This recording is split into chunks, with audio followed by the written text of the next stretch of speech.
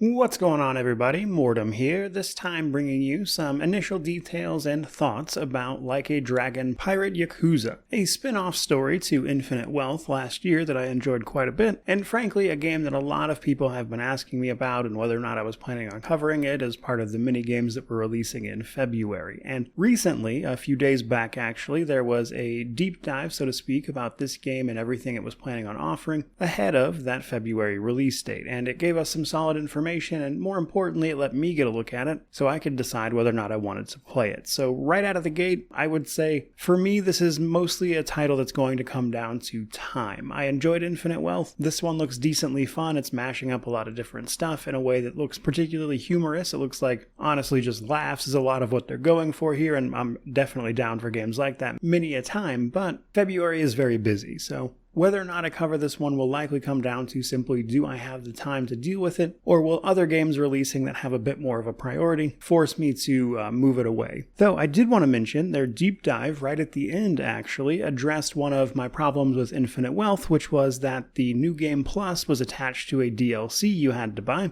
whereas right in this little showcase they said that the New Game Plus will in fact be a free update after the fact and that you don't have to worry about that. So I was happy to see that as someone who really didn't like what they did with that in Infinite Wealth. In fact, I would say it was probably my main complaint about it, really. But nonetheless, let's talk about this game. So, in this one, we are playing as Goro Majima, who is a recurring character throughout the series, though admittedly I've pretty much only played Infinite Wealth, and it's my understanding this is a bit of a series favorite, which is an interesting turn of events then, because it turns out that this character washes up on an island only to have lost all of his memories before setting out as a pirate in an attempt to regain them and also get to the bottom of, why. In doing so, though, this game is adopting its previous sort of action beat-em-up style roots as opposed to the more turn-based system of Infinite Wealth. That means this is something a slight bit different just right out of the gate in terms of combat. Though they haven't stopped there, they have actually added a few things as well. For starters, things like the ability to jump and perform aerial combos, as well as hot swapping between two different styles while you do that, which are Mad Dog and Sea Dog. Kind of like a fast or strong style in order to mix up what your combos and things are in order to pull off bigger and bigger stuff. In addition to this, they also alluded to dark instruments will be able to pull out and act as a summoning ability of some description, which I think will be interesting. And while those are some of the highlights in terms of combat here, reality is we're also going to be managing a ship. This means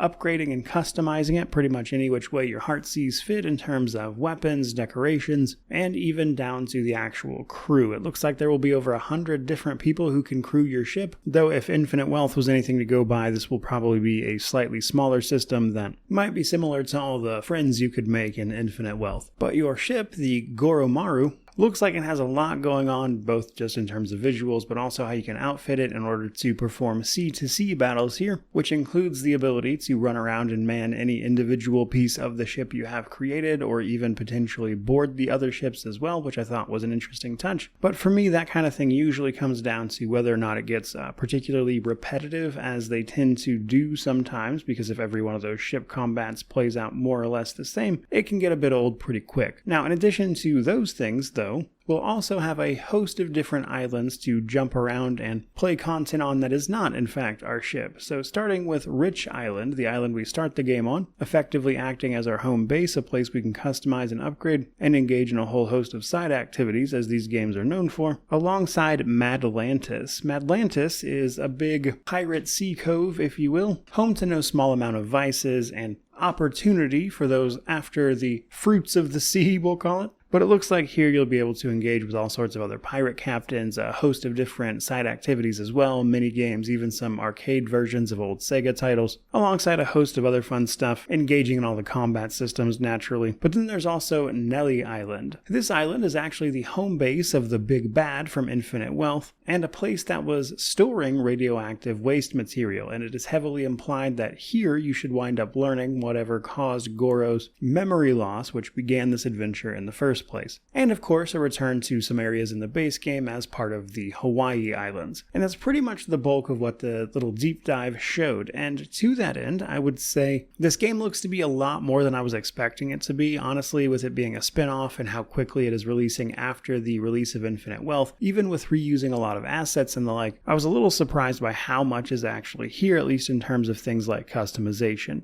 Though what it does make me wonder is how much actual content is here, or if it will just be a relatively short story, as it is my understanding this was meant to be like a standalone expansion type situation. But as in perhaps typical fashion for this series, it looks like you'll have no shortage of side activities to get up to, even if the main story is a bit lacking. So it might be a situation where it's really just more about the activities in general that you can do and all the craziness you can get up to as a result of that than it is the main story, but I guess we'll have to wait and see for that one, but it is a thought in my mind after having watched this showcase. Another thing I'm curious about is how much the people who really enjoyed Infinite Wealth will enjoy this slight change in combat system, even if it's more of a return to form than anything for the rest of the series. I'm curious to know if there will be I would say, any substantial number of people who just played Infinite Wealth who suddenly have this new combat style to get to grips with, and whether or not that will go over well. Truth be told, I think it'll probably be fine, but an interesting footnote if nothing else. But all in all, to sort of start wrapping this up, I would say from what I understand, or at least what I've seen here, it really does look like this pirate iteration of Infinite Wealth focuses on a lot of what I really enjoyed about that, which is honestly a whole lot of weird nonsense you could get up to outside of the main plot. And given how prone that stuff is to just making me laugh, you couple that with a competent combat system and I'm pretty much on board. But realistically, it just comes down to whether or not I'm going to have time to cover this one, though it certainly looks like a really good game to use as a bit of a palate cleanser in between other games I review, which means I might save it for later if nothing else. But as of right now, I think that's pretty much going to do it for this particular video. Certainly hope you enjoyed it, hope you learned something. If you did, by all means, subscribe and stick around, perhaps like and leave a comment while you're at it, but regardless of any of that, truly, just thank you so much for watching. I really do appreciate it. May you wander in wisdom and have an amazing day.